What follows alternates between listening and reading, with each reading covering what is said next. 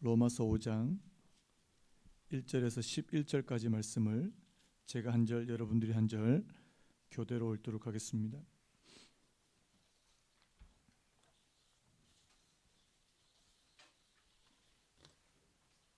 로마서 5장 1절에서 11절까지 말씀 제가 한 절, 여러분들이 한 절 교대로 읽겠습니다. 제가 먼저 읽겠습니다. 그러므로 우리가 믿음으로 의롭다 하심을 받았으니 우리 주 예수 그리스도로 말미암아 하나님과 화평을 누리자. 또한 그로 말미암아 우리가 믿음으로 서 있는 이 은혜에 들어감을 얻었으며 하나님의 영광을 바라고 즐거워하느니라. 다만 이뿐 아니라 우리가 환난 중에도 즐거워하나니 이는 환난은 인내를, 인내는 연단을, 연단은 소망을 이루는 줄 알미로다. 소망이 우리를 부끄럽게 하지 아니함은 우리에게 주신 성령으로 말미암아 하나님의 사랑이 우리 마음에 부은 바 됨이니 우리가 아직 연약할 때에 기약대로 그리스도께서 경건하지 않은 자를 위하여 죽으셨도다. 의인을 위하여 죽는 자가 쉽지 않고 선인을 위하여 용감히 죽는 자가 혹 있거니와 우리가 아직 죄인 되었을 때에 그리스도께서 우리를 위하여 죽으심으로 하나님께서 우리에 대한 자기의 사랑을 확증하셨느니라. 그러면 이제 우리가 그의 피로 말미암아 의롭다 하심을 받았으니 더욱 그로 말미암아 진노하심에서 구원을 받을 것이니 곧 우리가 원수 되었을 때에 그의 아들의 죽으심으로 말미암아 하나님과 화목하게 되었은즉 화목하게 된 자로서는 더욱 그의 살아나심으로 말미암아 구원을 받을 것이니라. 같이 읽겠습니다. 그뿐 아니라 이제 우리로 화목하게 하신 우리 주 예수 그리스도로 말미암아 하나님 안에서 또한 즐거워하느니라. 아멘. 오늘 말씀의 제목을 한번 따라해 보시겠습니까? 하나님의 사랑 십자가와 부활. 한 번 더요. 하나님의 사랑 십자가와 부활. 오늘 이 말씀을 좀 준비하다가 이 미국 마이애미 의대입니다. 마이애미 주립대 의대 교수인이 티파니 필드라는 분이 쓰신 이 터치라는 책 부분을 좀 보게 됐는데요. 이게 어떤 목사님의 책에서 이제 인용이 된 그런 글입니다. 이 터치라고 하는 이 책이 어떤 내용이냐니까 이 사랑의 터치가 사람에게 미치는 영향력이 얼마나 큰지를 증명하기 위해서 과학적인 그런 실험 내용을 바탕으로 해서 쓴 그런 책입니다. 이 저자가 구체적인 임상 실험을 통해서 이 사람의 몸을 대는 이 터치의 위력을 좀 증명해 보였는데요. 사랑의 터치가 이 아이들의 공격성 그리고 폭력성을 낮추는 힘이 있었고요. 스트레스 호르몬을 낮추는 그런 능력이 있었다고 합니다.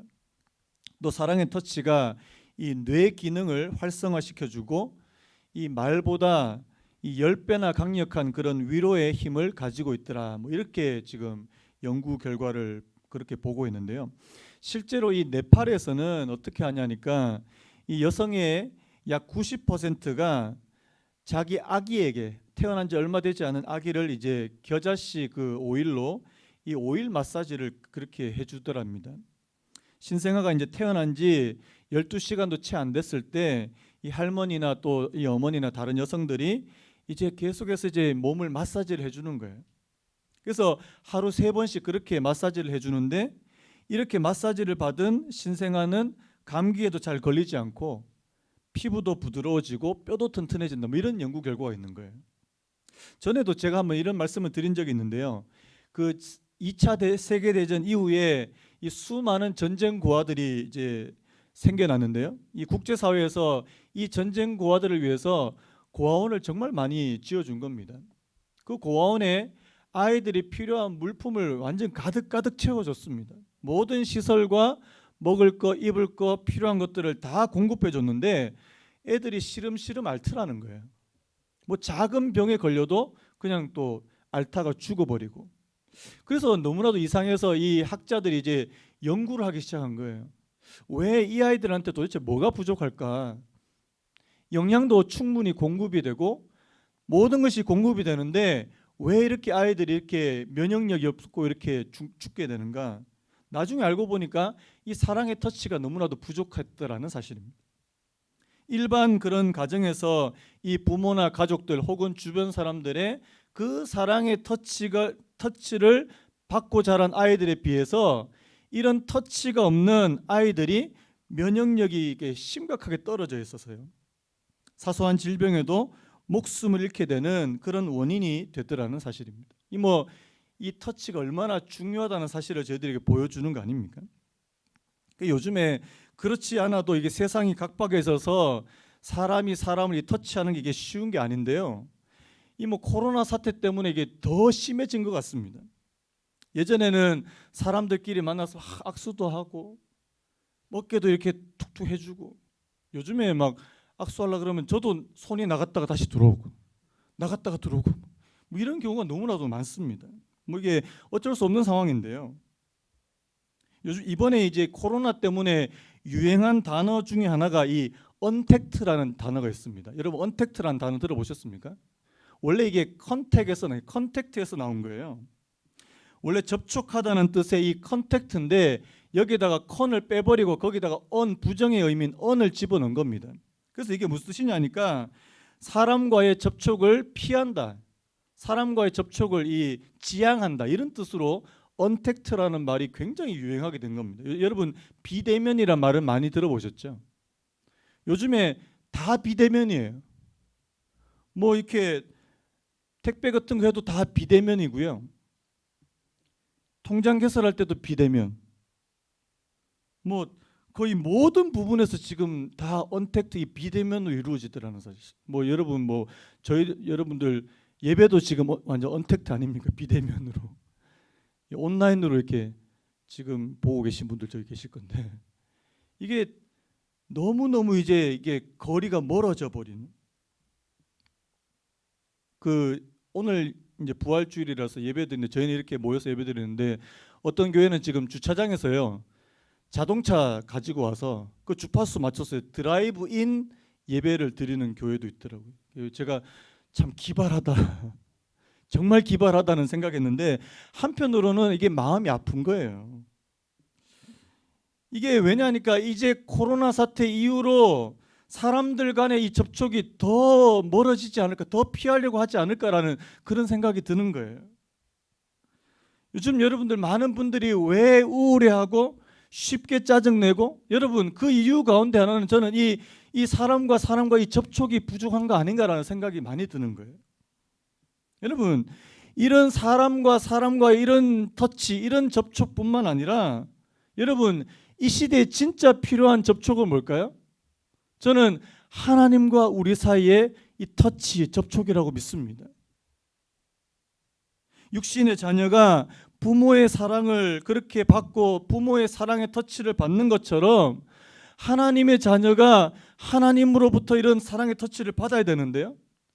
이게 안 되면 이게 어떻게 되겠습니까? 여러분 로마서 1장 7절에 이런 말씀이 있거든요. 로마에서 하나님의 사랑하심을 받고 성도로 부르심을 받은 모든 자에게 하나님 우리 아버지와 주 예수 그리스도로부터 은혜와 평강이 너희에게 있을지어다. 여러분 여기서 보십시오. 하나님의 사랑하심을 받고 성도로 부르심을 받은, 여러분 성도로 부르심을 받은 그 바로 앞에 선행 조건이 뭐라고 말씀하는 거예요? 하나님의 사랑하심을 받는 자. 여러분 오늘 저와 여러분들이 하나님의 사랑하심을 받는 자 되시기를 예수님의 이름으로 축복합니다. 진짜 내가 하나님 사랑받는 사람. 그래서 그 사랑을 받은 사람이 바로 성도로 부르심을 받게 되더라고요. 여러분 우리가 하나님의 사랑을 받는 사람 맞습니까? 이 사실을 우리가 어떻게 알 수 있느냐는 사실이에요. 오늘 본문을 통해서 우리가 하나님의 사랑을 받고 있다는 사실을 우리가 두 가지 면에서 좀 살펴볼 수 있는데요. 하나는 객관적인 사실에 근거해서 우리가 하나님의 사랑을 받고 있다고 그렇게 알 수 있고요. 또 하나는 이 주관적인 증거를 통해서 우리가 하나님의 사랑을 받고 있다고 그렇게 확신할 수 있다는 사실입니다. 먼저 로마서 5장 8절을 우리 같이 한번 읽어봤으면 좋겠는데요. 로마서 5장 8절 우리 같이 읽겠습니다. 시작. 우리가 아직 죄인 되었을 때에 그리스도께서 우리를 위하여 죽으심으로 하나님께서 우리에 위한 자기의 사랑을 확증하셨느니라. 여러분 이거 굉장히 중요한 구절입니다. 십자가 위에 죽으신 그리스도의 죽음에 의해 하나님의 사랑이 증명되었다. 어떻게 해요? 객관적인 사실로. 여러분, 예수님께서 십자가에 달려 죽으신 사실, 자, 역사적인 사실 믿으십니까? 역사적인 사실, 지금부터 2000년 전에 팩트라는 사실입니다. 예수님의 죽으심이 단순히 어떤 자신의 죄 때문에 아니면 어떤 정치적인 희생으로 돌아가신 게 아니라는 사실입니다. 예수님의 죽으심이 바로 모든 인류의 죄를 위한 대속적인 죽음으로 죽으셨다는 사실이에요. 마가복음 10장 45절에 인자가 온 것은 섬김을 받으려 함이 아니라 도리어 섬기려 하고 자기 목숨을 많은 사람의 대속물로 주려 함이니라. 여러분, 이게 객관적인 사실이라는 사실이에요. 여러분, 남을 위해서 죽는 게 쉬운 일이 아니잖아요. 그 사람이 선한 사람이라도 쉽지 않습니다. 그런데 만약에 저 사람이 악한 사람이라면 그런 사람을 위해서 누가 대신 죽을 수 있겠습니까? 더 심한 건 뭐예요? 그 악한 사람을 위해서 내 자식을 희생시키는 사람이에요. 이번 주에 또 어떤 일이 있었냐니까요. 중학생 남자아이들이 같은 또래 여학생을 술을 먹여가지고 집단적으로 성폭행하는 사건이 일어났습니다. 요즘에는 뭐 하루 자고 일어나면 이런 사건들이 막 계속 터지는데요. 여러분, 그 여학생의 부모가 가만히 있겠습니까? 저 같아도 가만히 못 있을 것 같아요. 그래서 그 청와대 게시판에다가 올렸습니다. 이 중학생이 비록 미성년자지만 강력하게 처벌해 주십시오. 여러분, 이 나쁜, 제가 놈이라 이게 원고에 나쁜 놈이라고 되는데요. 이 나쁜 애들을 위해서 이게 누가 이 애를 위해서 희생해 줄 수 있겠냐고요. 내 딸을 희생시킬 수 있겠냐고요. 여러분, 그래서 이 존 머리라는 학자가 이런 말을 했는데요. 하나님은 당신의 진노를 없애기 위해 아들을 죽음에 내몰아 그 피를 흘리게 하실 만큼 진노의 대상인 인간들을 지독하게 사랑하셨다. 저는 이 말이 참, 다시 한번요. 하나님은 당신의 진노를 없애기 위해 아들을 죽음에 내몰아 그 피를 흘리게 하실 만큼 진노의 대상인 인간들을 지독하게 사랑하셨다. 하나님이 하나밖에 없는 아들을 우리를 위해서 희생시키셨다면요, 여러분, 하나님은 그 아들보다 우리를 더 사랑하셨다는 증거라는 사실입니다. 이게 바로 객관적인 팩트, 이 객관적인 사실에 근거한 하나님의 사랑이라는 사실. 여러분들 요한복음 3장 16절 다 아시는 말씀이잖아요. 하나님이 세상을 이처럼 사랑하사 독생자를 주셨으니 이는 그를 믿는 자마다 멸망치 않고 영생을 얻게 하려 하십니다. 여러분, 이 사실을 저와 여러분들이 믿으신 은혜가 있기를 예수님의 이름으로 축복합니다. 자, 그렇다면 객관적인 사실만 가지고 우리가 하나님의 사랑을 온전히 알 수 있느냐는 사실이에요. 또 한 가지 우리에게 필요한 것이 뭐냐? 바로 주관적인 성령의 역사라는 사실입니다. 바로 하나님의 성령의 역사를 통해서 하나님의 사랑이 직접 우리 안에 부어지게 되는 거, 우리가 아까 읽었던 이 5장 5절 말씀입니다. 소망이 우리를 부끄럽게 하지 아니함은 우리에게 주신 성령으로 말미암아 하나님의 사랑이 우리 마음에 부은 바 됨이니. 여러분, 저도 어렸을 때 예수님 십자가 돌아가셨다, 우리를 위해서 죽으셨다, 그리고 부활하셨다, 이 소리 진짜 많이 들었습니다. 다 알아요. 뭐 예수님에 관한 얘기 다 알아요. 그런데 그것이 내 삶에 결정적인 영향을 끼친 것은 언제인 줄 아십니까? 하나님의 성령께서 내게 은혜를 부으셨을 때라는 사실이에요. 이 주관적인 성령의 역사가 내게 있을 때 그것이 비로소 내게 체화되고 내게 믿어지기 시작하더라는 사실입니다. 여러분, 제가 고등학교 2학년 때 처음 그 하나님께서 살아계심을 체험하고 막 펄쩍펄쩍 뛰면서 날 위해서 이 땅에 오신 주님, 나 같은 죄인을 위해서 죽으셨던 그 주님, 그 사실로 인해서 얼마나 감격했는지 모릅니다. 여러분, 그전에도 알았어요. 그전에도 학습으로 다 알았습니다. 그런데 그 순간에 진짜 믿어지고요. 여러분, 그 순간이 바로 오늘 5절에서 말하는 우리에게 주신 성령으로 말미암아 하나님의 사랑이 우리 마음에 부은 바 됨이니. 여러분, 오늘 하나님의 사랑이 실제적으로 저와 여러분들의 마음 가운데 부어지시기를 예수님의 이름으로 축복합니다. 이건 누구의 역사라고요? 성령님의 역사라는 사실이에요.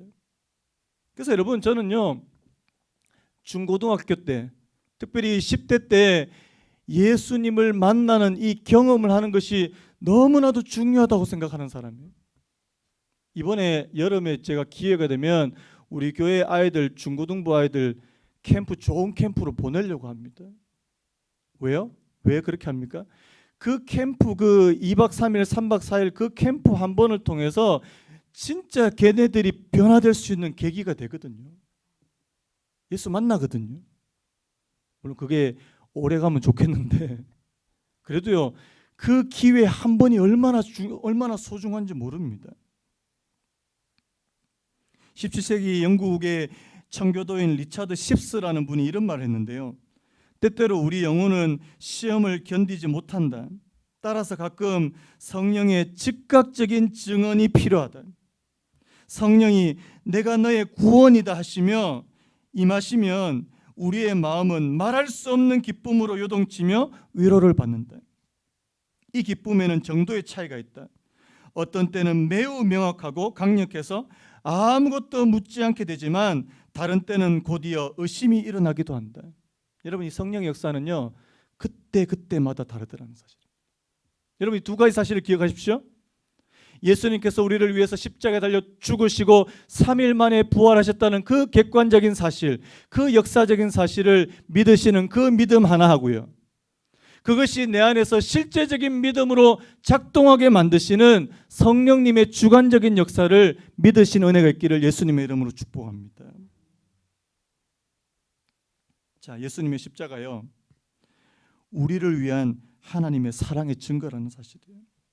그래서 그 십자가의 은혜로 우리가 의롭다 하심을 얻었다는 사실 여러분 믿으시죠? 자, 그래서 오늘은요, 자, 이 하나님의 사랑, 하나님의 십자가의 사랑, 그 부활의 은혜에 대한 그 사랑을 받은 오늘 저와 여러분들에게 하나님께서 어떤 유익을 주시기를 원하시는가, 이 유익에 관한 내용들을 좀 자세하게 좀 살펴보려고 하는데요, 한 4가지 정도로 살펴볼 수 있습니다. 십자가의 은혜를 받은 우리에게 하나님께서 어떤 유익을 주시기를 원하시는가, 어떤 유익을 우리가 또 받아야 되는가. 첫 번째 한번 따라해 보시겠습니까? 우리는 하나님과 화평을 누린다.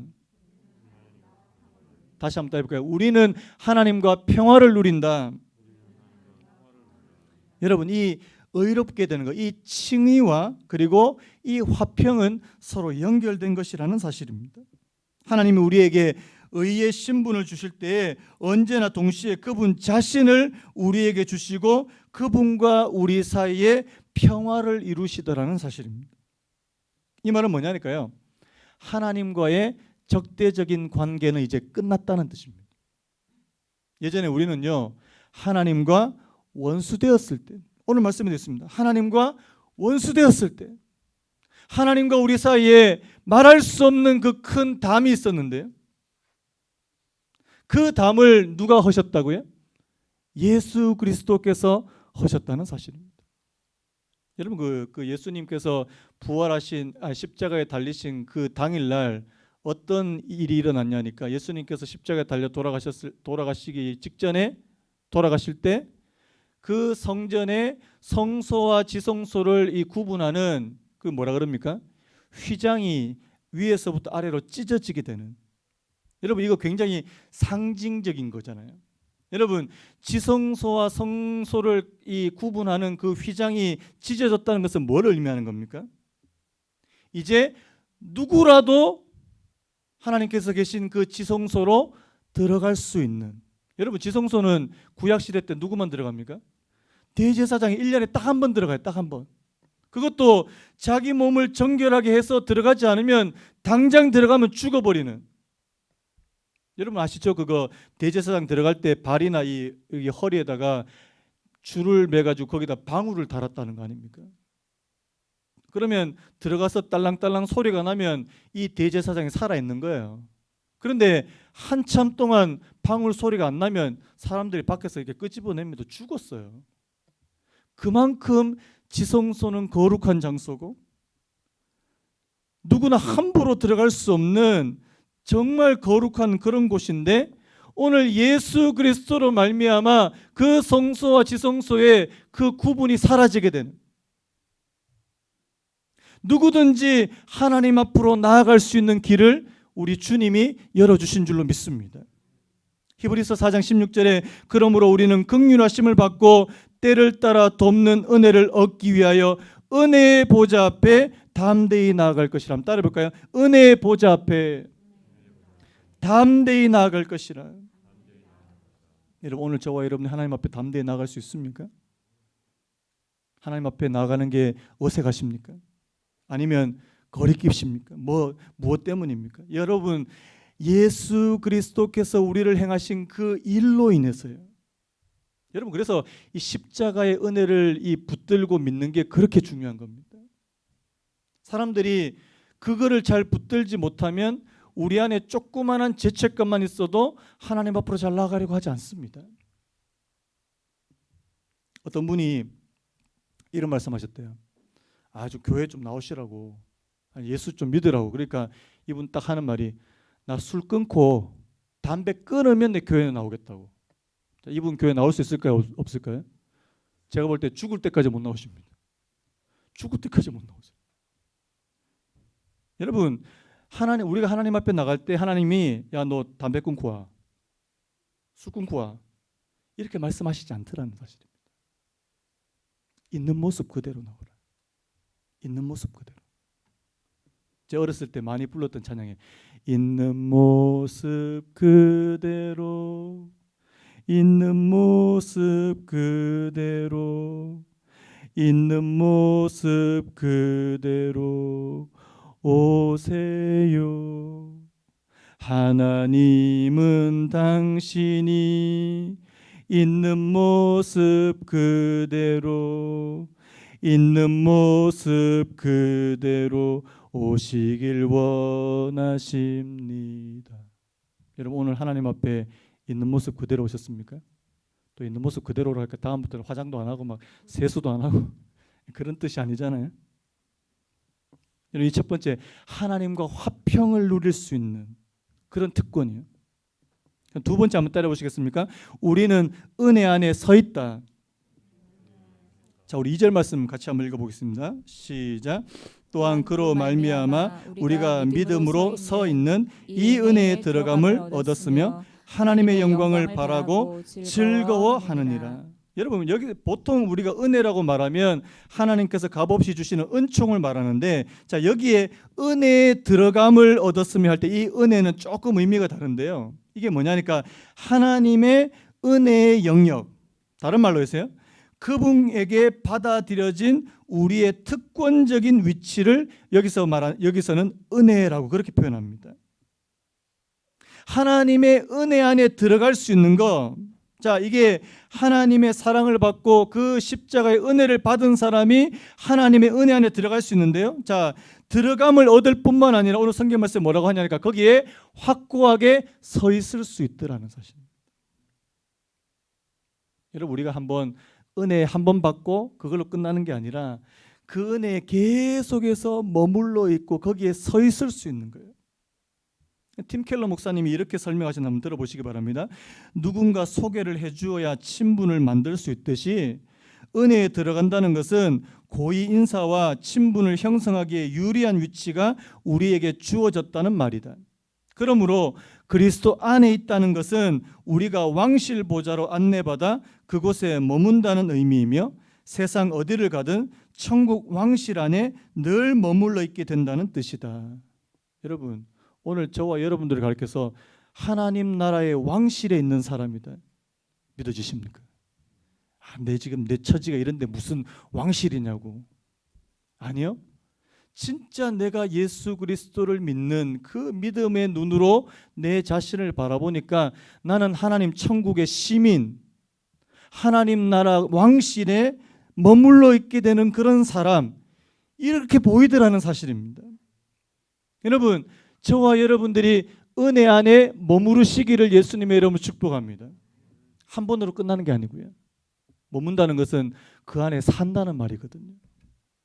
오늘 저와 여러분들이 날마다 예수 그리스도 안에 살게 되는, 여러분 오늘 저와 여러분들의 소망이 뭐예요? 내가 어떻게 하면 예수님과 함께 살까? 날마다 예수님과 함께 살까? 여러분 그것이 오늘 저와 여러분들의 고민이 되시고 그것이 소망이 되시기를 예수님의 이름으로 축복합니다. 자, 그 다음에 세 번째 한번 따라 보시기 바랍니다. 우리는 하나님의 영광을 바라고 즐거워한다. 여기서 이 바라다, 하나님의 영광을 이 바란다는 의미는요, 하나님의 약속에 근거한 확신에 찬 기대를 바로 이 바란다라고 표현한다는 사실입니다.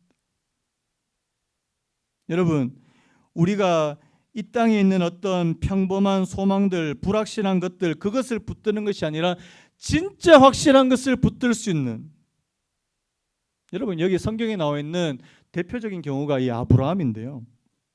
히브리서 11장에 보면, 히브리서 11장이 그 믿음장 아닙니까? 믿음장에 이 아브라함을 소개했는 그 구절에 보면 이런 표현이 나옵니다. 8절부터 10절까지 보면, 믿음으로 아브라함은 부르심을 받았을 때에 순종하여 장래의 유업으로 받을 땅에 나아갈새 갈 바를 알지 못하고 나갔으며, 믿음으로 그가 이방의 땅에 있는 것 같이 약속의 땅에 거류하며 동일한 약속을 유업으로 함께 받은 이삭 및 야곱과 더불어 장막에 거하였으니, 이는 그가 하나님이 계획하시고 지으실 터가 있는 성을 바랐음이라. 여러분, 여러분들이 잘 아시는 아브라함의 모습이 어때요? 75세 때 하나님께서 아브라함에게 나타나셨습니다. 내 본토 친척 아비 집을 떠나라. 내가 내게 보여줄 땅으로 가라. 여러분, 그 75세의 나이에 하나님의 말씀에 순종해서 떠나게 되는 거, 이게 쉬운 거냐고요. 그래서 하나님의 뜻에 따라서 떠났는데 하나님께서 자 가나안으로 인도하셨습니다. 땅 주셨어요? 주셨냐고요. 자기는 땅 한 평도 없는 거예요. 네 자손들이 받을 거예요. 아브라함 어디서 거한다고요? 장막에서 거해요. 장막. 왜? 집을 지을 땅이 없으니까요.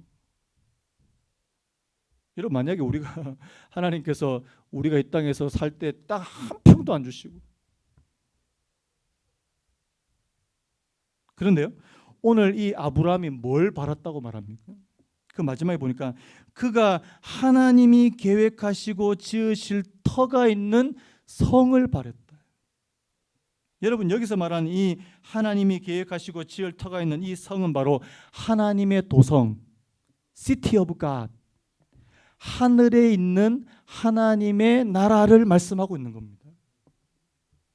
이 땅에는요, 자기 명의로 한 평 땅도 없어요. 땅 한 평 없어요. 약속만 있습니다. 그런데 오늘 아브라함은 뭘 바라냐니까, 그의 자손들이 앞으로 이 땅을 소유하게 되고 받게 되는 거, 그것뿐만 아니라 나중에 장차 그가 하나님의 나라에 들어가서 거기서 영원히 살 것까지, 그것까지 바라보고 있다는 사실이에요. 이 천국에 대한 소망 아닙니까? 여러분, 오늘 저와 여러분들에게 천국의 소망이 있습니까? 이 땅에 땅 한 평 없어도 여러분 안 섭섭한 거 맞습니까? 여러분 막 나는 살면서 땅 한 평도 없고 집도 없고, 어떤 분 이렇게 말해드려요. 서울에 저렇게 아파트가 많은데 내 아파트도 하나도 없고. 여러분 가운데도 혹시 또 그런 탄식을 하시는 분이 계실지 모르겠어요. 저도 제 명의로 없어요. 그런데요, 없어도 상관없습니다. 왜요? 우리는 더 나은 본향을 바라는 사람들이거든요. 아멘 소리가 제일 적었습니다. 자, 네 번째. 자, 오늘 네 번째가 제일 중요한데요. 자, 우리가 하나님의 사랑을 받고 하나님의 십자가의 은혜를 깨닫게 되면 어떤 유익이 있냐? 이 네 번째 한번 따라 보시겠습니까? 우리는 환난 중에도 즐거워한다. 저는 이 네 가지 유익 중에서 오늘 저희들 이 현재를 살아가는 오늘 저와 여러분들에게 이게 이 네 번째가 가장 중요하다고 생각이 되는데요. 하나님의 사랑을 받는 사람도 이 땅에서 환난을 받습니다. 이 사실을 먼저 인정하셔야 돼요. 오히려 성경에 보니까 환난을 반드시 겪어야 된다고 그렇게 말씀합니다. 자, 오늘 여기서 말한 이 환난을 원어로 보니까요, 틀립시스인데요. 이게 무슨 뜻이냐니까 하나님의 백성들이 종말이 오기 전 마지막 때에 마땅히 받을 것으로 예상하는 고난을 의미하는 전문 용어라는 사실입니다. 그냥 뭐 환난 그러면 그냥 힘든 일, 어려운 일 이게 아니고 하나님을 믿는 사람이라면 반드시 겪어야 되는 어려움, 고난, 이것을 틀립시스, 환난이라고 부르더라는 사실이에요. 여러분, 예수님께서도 이미 자기 제자들한테 다 말씀하신 부분이에요. 요한복음 16장 33절에 이것을 너희에게 이르는 것은 내가 너희 안에 평안을 누리게 하려 함이라. 세상에서는 너희가 환난을 당하나, 이 환난이 바로 틀립시스라는 사실. 세상에서 너희가 환난을 당하나 반드시 통과해야 될 환난이 있더라는 사실이에요. 담대하라, 내가 세상을 이겼노라. 중요한 사실은요, 하나님의 사람들이 이 땅에서 환난을 당하지만 그것을 이겨낼 만한 힘이 있더라는 사실입니다. 제가 아빠 서두에서 말씀드렸잖아요. 사랑을 받고 사랑의 터치를 많이 받은 아이들은 어떻게 된다고요? 병을 이겨낼 수 있는 면역력이 있는 것처럼 오늘 하나님의 사랑을 받은 저와 여러분들이 이 땅에서 그 환난을 이겨낼 만한 면역력, 억제력을 갖게 되더라는 사실입니다. 오히려 오늘 말씀 보니까 환난 가운데 즐거워하더라. 여러분, 이게 어떻게 가능해요? 환난 중에 즐거워할 수 있는 이유는 딱 한 가지 예를 대라면요, 이 고난의 배후에 하나님이 의도하시는 근본적인 이유가 있다는 사실을 깨닫게 될 때요. 여러분, 오늘 지금 우리가 통과하고 있는 이런 어려움 가운데도 하나님의 뜻이 있을까요? 하나님의 섭리가 있을까요? 하나님께서 저희들에게 계획해 주신 목적이 있을까요? 저는 분명히 있다고 믿습니다. 이것을 깨달으려고 하는 사람, 이거를 깨닫는 사람이 바로 환난 가운데 즐거워할 수 있는 사람이더라는 사실입니다. 무엇보다도요, 이 환난을 우리가 잘 받으면, 자, 이 환난이 긍정적인 결과를 낳는답니다. 자, 우리 3절 4절 우리 같이 한번 읽어보겠습니다. 시작. 다만 이뿐 아니라 우리가 환난 중에도 즐거워하나니 이는 환난은 인내를, 인내는 연단을, 연단은 소망을 이루는 줄 알미로다. 여러분, 이거 너무 귀한 말씀 아닙니까? 여러분, 환난은 뭐를 낳는다고요? 인내를 낳더라. 여러분, 존 스토트 목사님이 이렇게 설명했는데요. 자, 우리가 고난이 없다면 견디는 것을 배울 수 없을 것이다. 고난이 없다면 견딜 것이 없기 때문이다. 저는 이게 명언인 것 같아요. 우리가 고난이 없다면 견디는 것을 배울 수 없을 것이다. 왜냐하니까 고난이 없다면 견딜 게 없어요. 여러분, 저는 이 이미지요. 겨울에 이 나무가 모든 잎을 다 떨어뜨리고요. 모든 잎을 다 떨어뜨리고 앙상한 가지만 남기고 죽은 것처럼 그렇게 서 있습니다. 언제까지요? 그 추운 겨울이 다 끝날 때까지요. 여러분, 그 나무 죽었습니까? 죽었습니까? 안 죽었다는 거예요. 그 추운 겨울을 인내로 버티고 나면, 자, 따뜻한 봄이 올 때 다시 살아나게 됩니다. 여러분, 오늘 저와 여러분들에게 이 환난이 인내를 만들어내는 줄로 믿습니다. 요즘에 코로나 때문에 누구나 할 것 없이 다 어렵대요. 힘들대요. 그런데요, 버티는 사람이 이기는 겁니다. 이기는 사람이 버티는 게 아니고요, 버티는 사람이 이기는 거예요. 철학자 니체도 유명한 말을 했습니다. 나를 죽이지 않는 고난은 나를 강하게 만든다. 한번 따라해볼까요? 나를 죽이지 않는 고난은 나를 강하게 만든다. 니체 말하니까 맨날 신은 죽었다, 니체 이것만 기억하시는데 니체가 그런 말만 한 게 아닙니다. 나를 죽이지 않는 고난은 나를 강하게 만든대요. 여러분, 강하게 만들 뿐만 아니라 나를 변화시킵니다. 변화시켜요. 이번에 여러분 코로나 때문에 교회도 굉장한 변화가 있을 것 같거든요. 사람들이 처음에 예배당에 못 오니까 막 교회에서 막 우왕좌왕 어떻게 할지 막 굉장히 당황했습니다. 저희도 사실 처음에 많이 당황했는데요. 우리 우전사님 계셔가지고 막 급박하게 이렇게 온라인 이렇게 생방송 가능하게 만들고, 우전사님 좀 칭찬을 좀 해야 될 것 같은데, 지금 제 주변에 목사님들 한 6분, 7분이 막 어떻게 우리 이 작은 교회에서 이렇게 잘하고 있냐고 비결을 가르쳐 달라고 저보고. 제가 누구를 제가 잘했어 이렇게 얘기하지 않고 우전사님을 제가 이제 연결해 드리면서 이분과 상의하십시오. 되게 지금 여러 군데 가서 이제 막 기술적으로 자문도 해주고 컨설팅도 해주고 이렇게 많이 해주고 있거든요. 여러분, 변화를 낳게 돼요. 어떻게 하면 예배를 드릴 수 있을까? 여러분, 이 환란이 우리로 하여금 버티는 힘을 더 많이 갖게 할 뿐만 아니라 우리로 하여금 하나님께서 또 이 상황을 적응할 수 있도록 변화시키게 만드시더라는 사실이에요. 여러분, 앞으로요, 제가 볼 때 이 코로나 끝나면 교회의 모습 굉장히 달라질 것 같습니다. 준비하셔야 돼요. 우리 주일학교도 준비하셔야 돼요. 그 다음에요, 인내는, 환란은 연단을 낳고, 환란은 인내를 낳고, 인내는 또 뭘 낳습니까? 연단을 낳습니다. 이 연단은 원어로 도키메, 이게 무슨 뜻이냐니까 성숙된 성품, 신참과는 반대되는 고참자의 침착함. 이 영어로 보니까 캐릭터라고 되어 있더라고요. 우리말에는 이게 연단이라고 이렇게 되어 있는데 이 영어로 보니까 캐릭터, 인격을 만들더라고요. 여러분, 환난은 인내를 만들고요. 다시 한번요. 환난은 인내를 만들고요. 인내는 연단을 만들더라고요. 무슨 말입니까?